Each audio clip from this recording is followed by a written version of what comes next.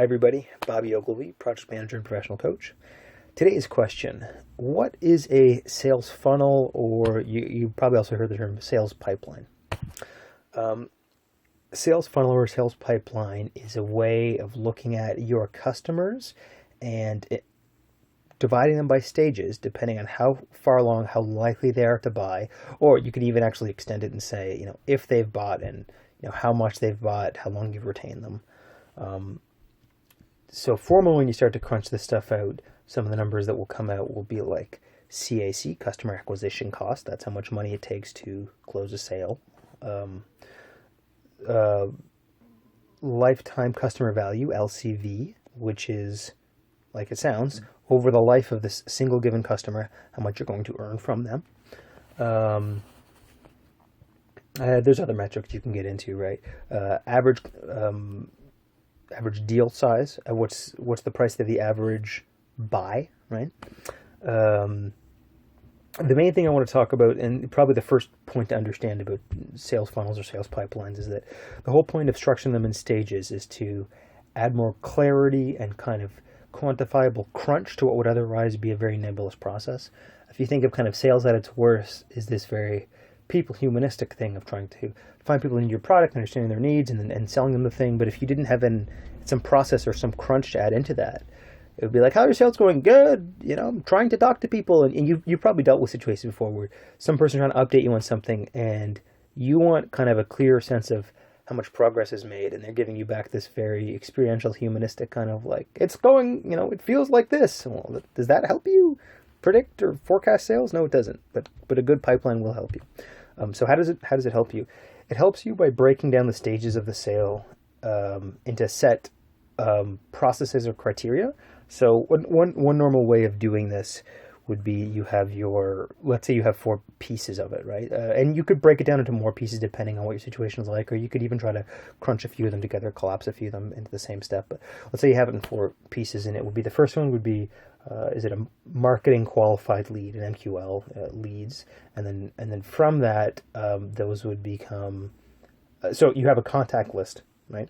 You have a list of people that you could contact. We'll talk more about that piece in a second. But that's really when it's going from marketing to sales, because now you're going from the kind of the general broadcasting, which is marketing, the genericness of marketing, to a specific person or instance or customer, which is now we're dealing with a sales activity, right?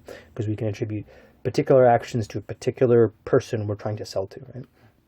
So you have from this lead, if you can qualify that from the market, you now have a lead. I guess you're going from contact to lead, MQL, marketing qualified lead. One step further than that, and I'll talk about something there. One acronym we used to use is BANT. So that stands for Budget, Authority, Need, and Timeline. Sometimes you might say something like, all right, you need 2+ pieces of BANT to proceed to the next level, but the more pieces of BANT, the better. So budget would be like, does this person have the budget to be able to buy your product? Authority, do they have the ability to make that decision and do it? Need, so beyond saying you obviously know what your product does and what pain it solves, right? But does this person have a clear need for it, right? Sometimes, if you're selling some kind of financial analytics product, right? You could be talking to some person and like, yeah, well, that's neat. Yeah, we could definitely put that to use. Or they could be, oh, that's great. We just had a strategic plan and we're looking for one of these system tools. Awesome. I can't wait to buy this. Great. Okay. I'd love to sell it to you, right? And timeline.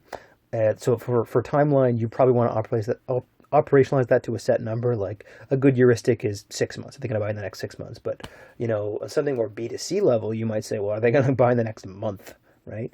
Or whatever makes sense for your situation. All right. So to go from a contact to a qualified lead, an MQL, market qualified lead, you're looking at BANT, right?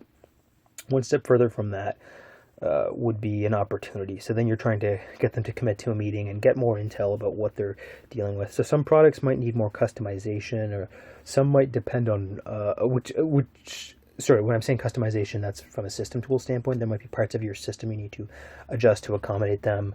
There could be technical stuff. You're expecting someone to use a SQL database. They're using another kind of database. So it's still possible, but it's going to take more back-end work. Okay, well, these are technical things you want to know. And it's going to help you, particularly on a consulting type way of framing it. It's going to help you understand how much labor, how much effort you need to put in to make the sale viable, right?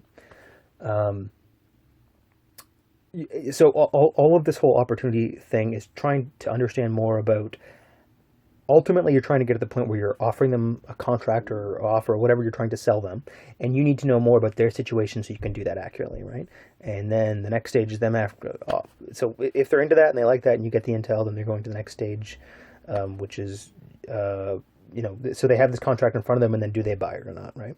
So you're going from a contact to a lead to an opportunity, a sized opportunity, and then a closed sale. And then on the either end of these things, on the front end of this is your marketing activity, right? And even that you could probably stagger a bit in terms of, is someone aware of you, and are they kind of a fan or a follower of you? And then do they know what's going on? And then, can you qualify that contact as a lead? And then once they've made the sale, are you retaining them as a client? Are you doing your best to serve their needs and keep them? Or if they're maybe threatening to leave, give them a good offer so they'll stay, right? That's all different retention tactics. You might be trying to upsell them. Sometimes they'll call upselling SARG, what is it? Same account revenue growth, something like that. Anyway, these are all acronyms about you're trying to get the most value out of your clients, right?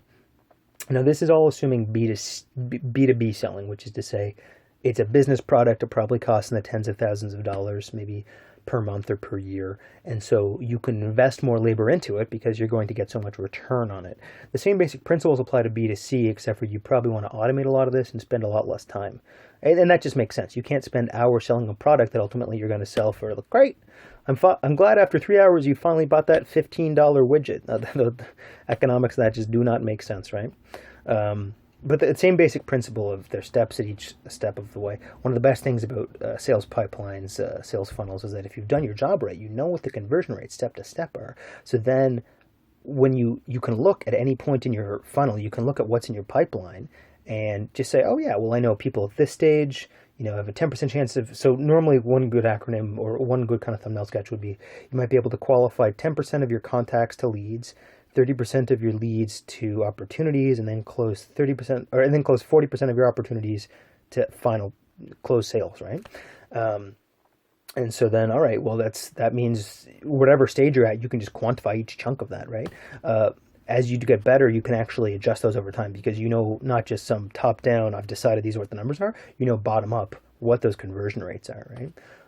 Conversion rates are something they deal with a lot when you're dealing with online marketing because that has to do with like click through and whether someone buys your product. So the same principles apply, but it's different in B2C. So I know this is one of the slightly longer videos, but I hope you guys learned a little something about the sales process, sales funnels, sales pipelines, and you guys can put that to use. All right, I'm Bobby Ogilvy, project manager and professional coach. Talk to you soon.